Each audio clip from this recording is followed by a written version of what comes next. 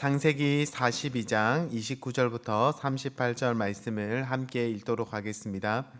그들이 가나안 땅에 돌아와 그들의 아버지 야곱에게 이르러 그들이 당한 일을 자세히 알리어 아뢰되 그 땅의 주인인 그 사람이 엄하게 우리에게 말씀하고 우리를 그 땅에 대한 정탐꾼으로 여기기로 우리가 그에게 이르되 우리는 확실한 자들이요 정탐꾼이 아니니이다. 우리는 한 아버지의 아들 12 형제로서 하나는 없어지고 막내는 오늘 우리 아버지와 함께 가나안 땅에 있나이다 하였더니 그 땅의 주인인 그 사람이 우리에게 이르되 내가 이같이 하여 너희가 확실한 자들임을 알리니 너희 형제 중에 하나를 내게 두고 가서 너희 집안의 굶주림을 구하고 너희 막내 아우를 내게 데려오라.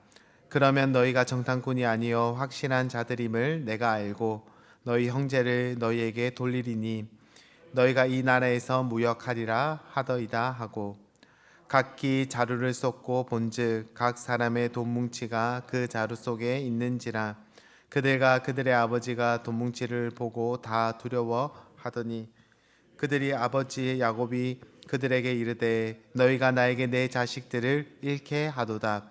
요셉도 없어졌고 시므온 또 없어졌거늘 베냐민을 또 빼앗아 가고자 하니 이는 나를 다 해롭게 함이로다. 르우벤이 그의 아버지에게 말하여 이르되 내가 그를 아버지께로 데리고 오지 아니하거든 내 두 아들을 죽이소서 그를 내 손에 맡기소서 내가 그를 아버지께로 데리고 돌아오리이다. 야곱이 이르되 내 아들은 너희와 함께 내려가지 못하리니 그의 형은 죽고 그만 남았음이라. 만일 너희가 가는 길에서 재난이 그에게 미치면 너희가 내 흰머리를 슬퍼하며 소홀로 내려가게 함이 되리라. 아멘. 어린 아기들을 보면은 손가락을 꼭 그렇게 꽉 쥐는 것을 볼 수 있습니다. 그래서 아이들 손에 제 손가락을 대면은 아이가 제 손가락을 그렇게 꼭 쥐려 합니다. 저는 저를 좋아해서 그런 줄 알았는데 알고 보니까 이렇게 손을 꽉 쥐는 것은 그 아기 때 본능이라고 합니다. 이처럼 인간은 태어나면서 움켜쥐려는 그런 본성을 가지고 태어납니다. 그런데 생각해 보면은 아기들만 그런 것이 아니라 우리들도 다르지 않다라는 것을 보게 됩니다.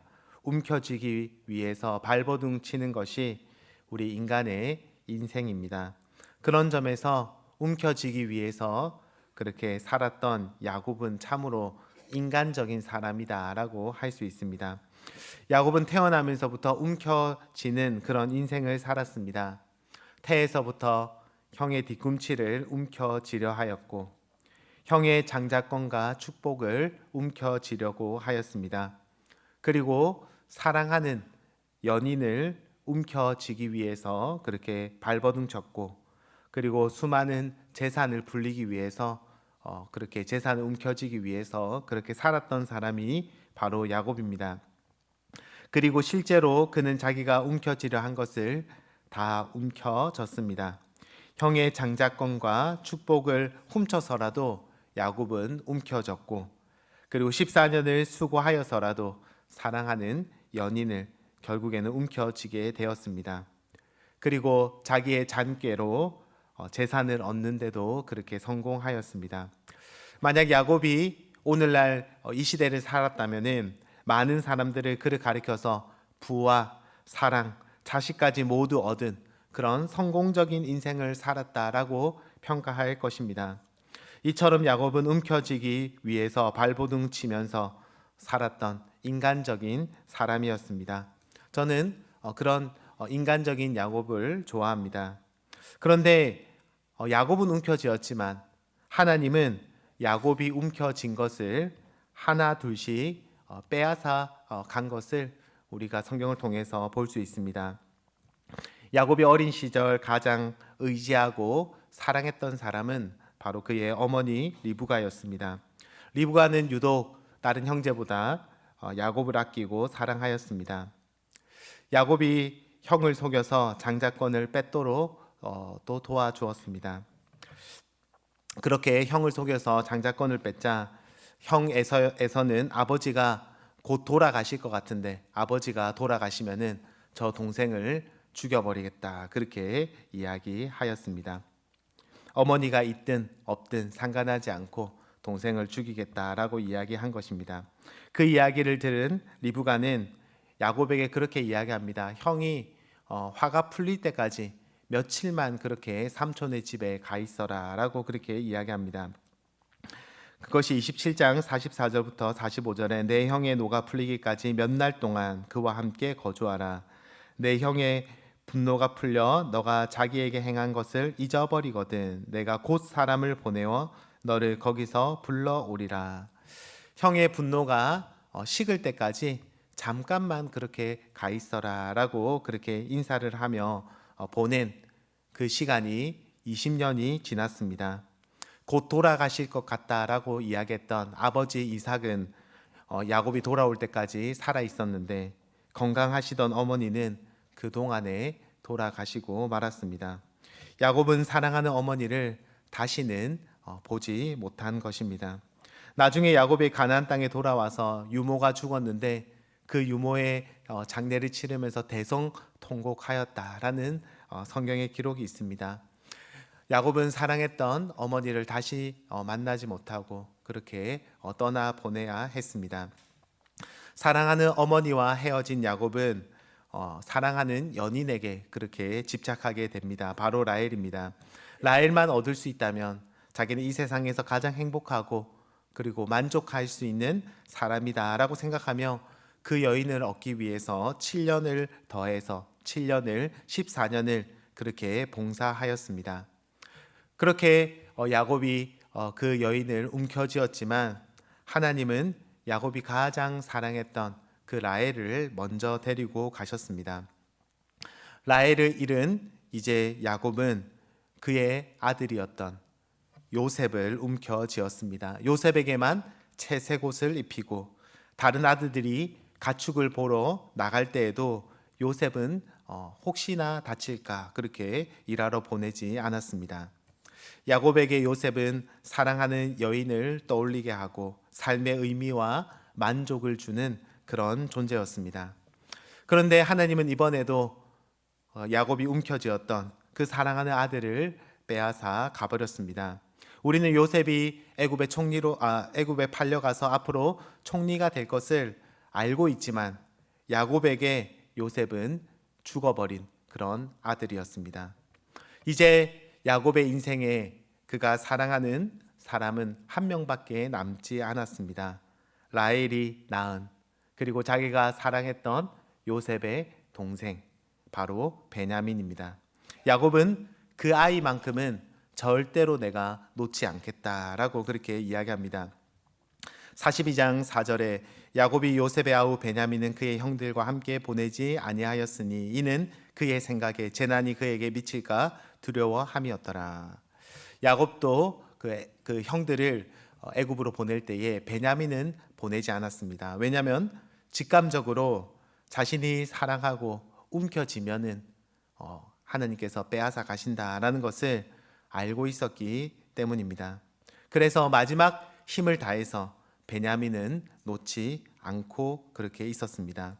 그런데 역시 이번에도 예외가 아닙니다. 애굽에서 돌아온 다른 아들들이 애굽의 총리가 다음에 올 때는 꼭 동생을 데리고 오라고 합니다라는 이야기를 하였습니다. 그렇지 않으면은 거래를 하지 못할 뿐 아니라 남은 그 형제도 무사하지 못할 것이다라는 이야기를 그렇게 전해주게 된 것입니다.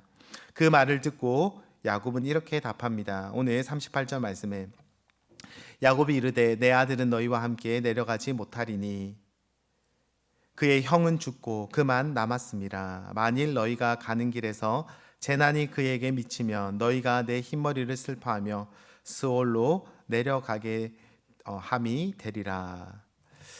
여기서 독특한 표현은 내 아들이라는 이 단어는 단수형으로 그렇게 표현되고 있습니다.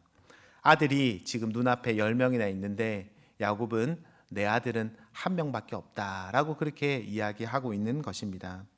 야곱은 움켜쥔 그 아들, 내 하나밖에 없는 아들은 포기할 수 없다. 결코 애굽으로 보낼 수 없다. 차라리 죽는 것이 낫겠다라고 그렇게 이야기합니다. 처음에는 이렇게 악착같이 움켜쥐기 위해서 살았던 야곱이 좀 독하다라는 생각을 하였습니다. 움켜쥐기 위해서 형을 속이고 움켜쥐기 위해서 7년을 그렇게 수일같이 봉사하고 그리고 하나님과 씨름한 그런 야곱입니다. 그런데 성경을 읽다 보면은 야곱이 독한 것이 아니라 하나님이 더 독하다라는 생각을 하게 됩니다. 하나님은 움켜진 그 야곱의 손에서 하나하나씩 다 빼앗아 가십니다. 움켜쥐면 빼앗아 가시고 또 움켜쥐면 빼앗아 가시고 악착같이 야곱의 손에서 하나님은 그가 움켜진 것을 빼앗아 가는 것을 볼 수 있습니다. 그리고 하나님은 그의 손에 마지막으로 붙잡고 있는 움켜쥐고 있는 것을 그것까지 내놓아라 라고 하나님께서 말씀하십니다. 하나님은 한평생 야곱과 씨름하셨습니다. 브니엘에서는 야곱이 이겼을지 모르겠지만 이 야곱의 한평생의 씨름에서는 결국 야곱이 하나님께 항복하고 있음을 성경은 보여주고 있습니다. 내일 본문인 44장 13절에 이렇게 야곱이 이야기합니다. 내 아우도 데리고 떠나 다시 그 사람에게로 가라. 내가 자식을 잃게 되면 잃으리로다. 저는 이 말씀을 참 좋아합니다. 왜냐하면 움켜쥐기 위해서 살았던 야곱이 자기의 인생에서 처음으로 스스로 움켜쥔 것을 내려놓고 있는 그런 신앙 고백이기 때문입니다.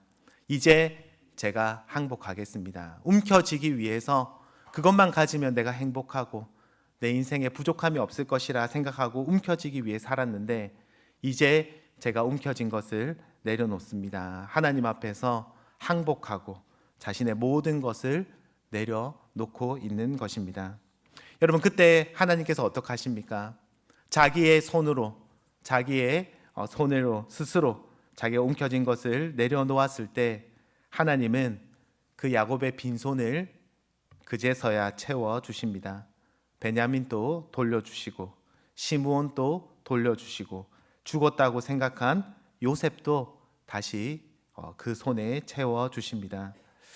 하나님께서는 야곱의 손을 채워주고 싶었습니다. 하지만 야곱이 끊임없이 우상을 붙잡고 있었기 때문에 그 손을 채워줄 수가 없었습니다. 하지만 야곱이 비로소 빈손이 되었을 때에 하나님께서 그의 손을 채워주시고 그를 회복시키고 있음을 보게 됩니다. 무엇보다도 하나님은 이 시간을 통해서 야곱을 훈련시켜 나가십니다. 이기적이었던 야곱, 자기만 생각하면서 살았던 자기 욕심을 채우기 위해서 살았던 이 야곱은 하나님과의 그 평생의 씨름을 통하여서 하나님의 사람으로 변화되었다라는 것을 성경은 말해주고 있습니다. 그는 더 이상 사기꾼이 아닙니다. 그는 세계 최강대국인 애굽의 파라오를 축복하는 그런 영적인 거장으로 변해 있는 것을 앞으로 보게 될 것입니다.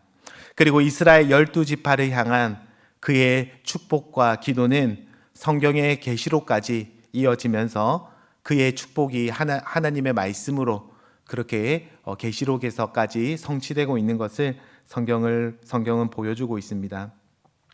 말씀을 맺기 원합니다. 움켜쥐기 위해서 살았던 그 야곱은 마침내 하나님 앞에 항복하며 손을 폈습니다.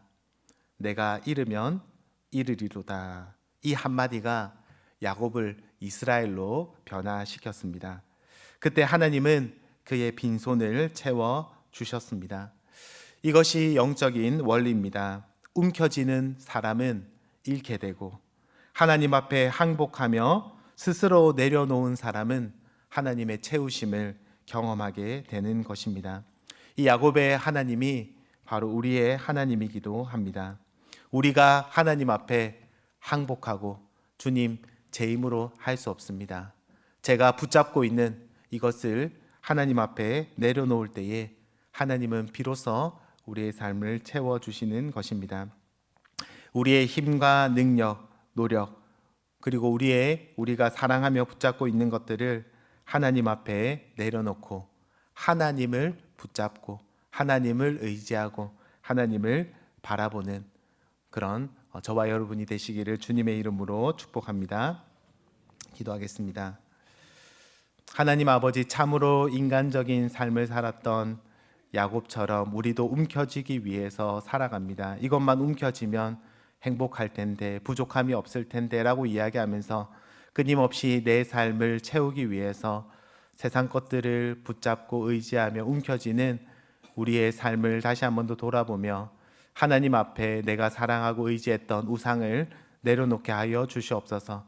하나님 앞에 내 힘으로 할 수 없습니다 라고 항복하며 나아갈 때에 비로소 하나님만이 내 인생의 참된 만족과 기쁨을 주실 수 있는 분임을 발견하게 하여 주시옵소서. 오늘 하루도 주님께 맡겨드리며 우리의 목장도 주님께 맡겨드리며 우리의 사역도 삶도 직장도 주님께 맡겨드릴 때에 하나님께서 우리의 삶을 인도하심을 경험하는 저희들 되게 하여 주시옵소서. 예수님의 이름으로 기도드립니다. 아멘.